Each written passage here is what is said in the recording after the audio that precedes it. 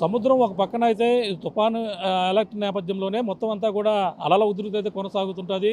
కానీ తుఫాను దాటిన తర్వాత, తుఫాను తీరం దాటిన తర్వాత కానీ ఈ యొక్క ఉప్పాడ సముద్ర తీరంలోనే ఈ మత్స్యకారులందరూ కూడా ఈ అలల ఉధృతి తగ్గిన తర్వాత అయితే బంగారం అన్వేషణ కోసం అయితే వెతుకులాట అయితే ప్రారంభిస్తుంటారు.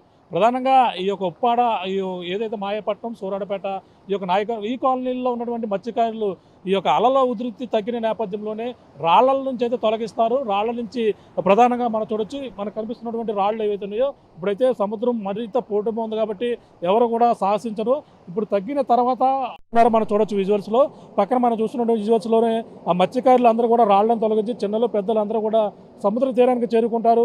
చేరుకుని వాళ్ళంతా కూడా ఈ ఒక రాళ్ల కింద ఉన్నటువంటి ఇసుకను తొలగించి అందులో చిన్న చిన్న బంగారు రేణువు దొరుకుతాయి. వాళ్ళంతా కూడా ఒకరికి దొరికితే ఆ ప్రచారం అందరూ కూడా తెలిసిన నేపథ్యంలోనే బంగారం దొరుకుతుందని ప్రచారం జోరందుకుంటూ ప్రతి ఒక్కరు కూడా వచ్చి ఇక్కడ భారీ ఎత్తున బంగారం కోసం అయితే అన్వేషిస్తున్నటువంటి పరిస్థితి ప్రధానంగా ఇక్కడ ఉప్పాడ తీరంలో కనబడుతుంటుంది. ఓ పక్కన అల్లకల్లోలంగా సముద్రం ఉన్నప్పటికీ ఏమాత్రం భయం లేకుండా అక్కడ బంగారం కోసం అయితే అన్వేషిస్తున్నటువంటి పరిస్థితి ఉంది.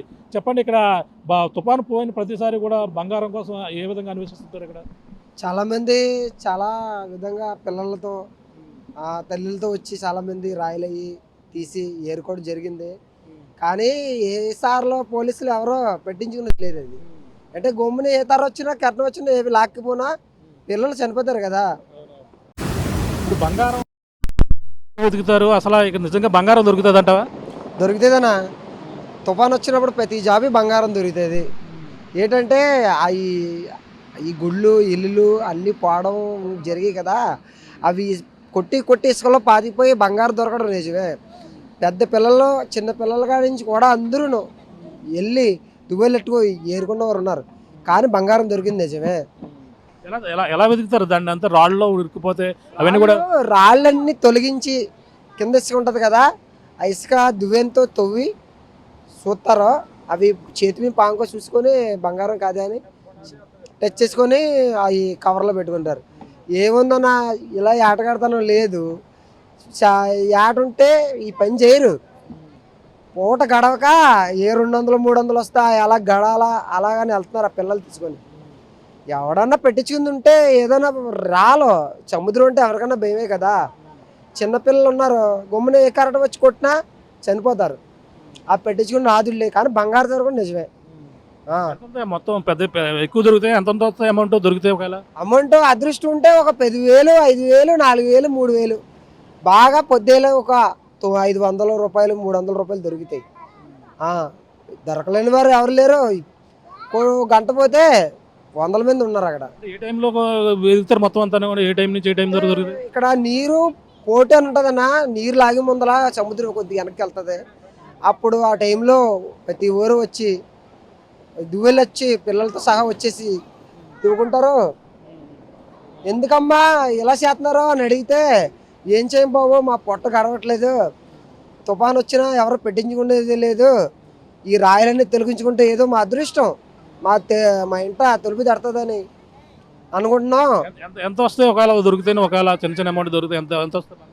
బంగారం దొరికితే చిన్నది చిన్న చిన్న ముక్కలు దొరికితేనా ఏదో అదృష్టం ఉంటే ఒక పెద్ద ముక్కలు దొరికితే 4,000 3,000 వస్తుంది. లేదా చిన్న ముక్కలు 4-5 దొరికితే 200 300 400 500 వరకు వస్తాయి.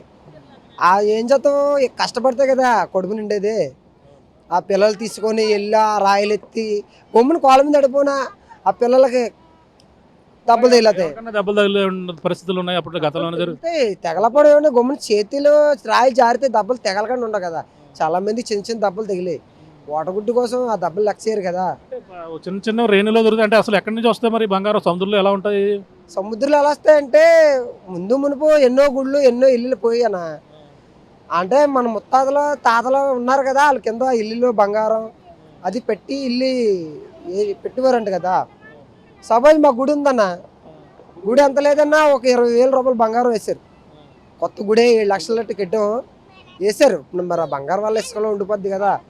ఈ రాయిల్ని కొట్టి కొట్టి ముక్కలు చిదిగిపోయి అవి దొరుకుతూ ఉంటున్నాయి అన్నమాట. దొరుకుతున్నాయి. ఎంత కొంటారు అవి? మన వ్యాపారవేత్తలు మన వాళ్ళు తెలియదు కదన్నా, బంగారం రేటు విలువ తెలీదు.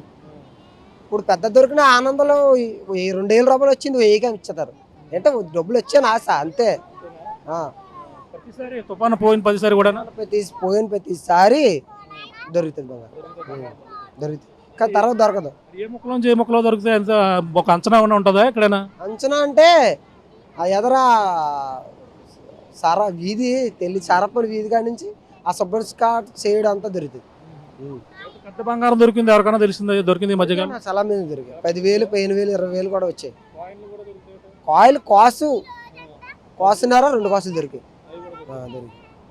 చూస్తున్నాం. ఈ విధంగా అయితే పక్కన తుఫాను వచ్చి తీరం తల్లడెళ్ళిపోతుంటే కానీ బంగారం కోసం అయితే అన్వేషణ చేస్తుంటారు కొంతమంది మత్స్యకారులు. అంటే పూట గడవక వాళ్ళంతా కూడా ఈ యొక్క జీవనోపాధి సరిగా లేక ఖాళీగా ఉన్న సమయంలో తీరం అలల ఉధృతి తగ్గిన నేపథ్యంలో రాళ్లను తొలగించి అందులో దువ్వునితో ఇసుకనైతే తొలగించిన తర్వాత వాళ్ళంతా కూడా బంగారం కోసం అయితే అన్వేషణ అయితే చేస్తున్నటువంటి పరిస్థితి ఉంది. ప్రధానంగా మనకి ఏదైతే ఈ యొక్క ఉప్పాడ సముద్ర తీరం అల్లకల్లోలంగా ఉన్నటువంటి పరిస్థితి నేపథ్యంలో గతంలో ఇళ్ళు మొత్తం అన్నీ కూడా ఈ యొక్క సముద్రంలో కలిసిపోయిన నేపథ్యంలో అప్పుడు ఇళ్లలో వేసినటువంటి బంగారం కావచ్చు, అలాగే ఎవరైనా పర్యాటకులు వచ్చి సముద్రంలో మునిగిపోయినటువంటి బంగారం కావచ్చు, అవన్నీ కూడా మళ్ళీ తీరం సముద్రం ఏది కూడా తన గర్భంలో దాచుకోదు, అన్నీ కూడా ఒడ్డుకు తీసుకుని వస్తుంది. ఆ విధంగా ఈ యొక్క బంగారం రేణువులు కూడా తీసుకువస్తుందని ఈ యొక్క తుఫాను పోయిన ప్రతిసారి అప్పుడు మాత్రమే ఈ యొక్క బంగారం దొరుకుతుందన్న నమ్మకంతో ఈ యొక్క ఉప్పాడ సముద్ర తీరంలో ఉన్నటువంటి కొంతమంది మత్స్యకారులు బంగారం కోసం అయితే అన్వేషణ అయితే కొనసాగుతున్నటువంటి పరిస్థితి ఉప్పాడ సముద్ర తీరంలో కనపడుతుందని మనం ప్రధానంగా చెప్పవచ్చు. మరిన్ని వీడియోస్ కోసం ఛానల్ ని సబ్స్క్రైబ్ చేయండి. లేటెస్ట్ అప్డేట్స్ కోసం వాట్సాప్ ఛానల్ ని ఫాలో అవ్వండి. ఆ లింక్ డిస్క్రిప్షన్ లో ఉంది.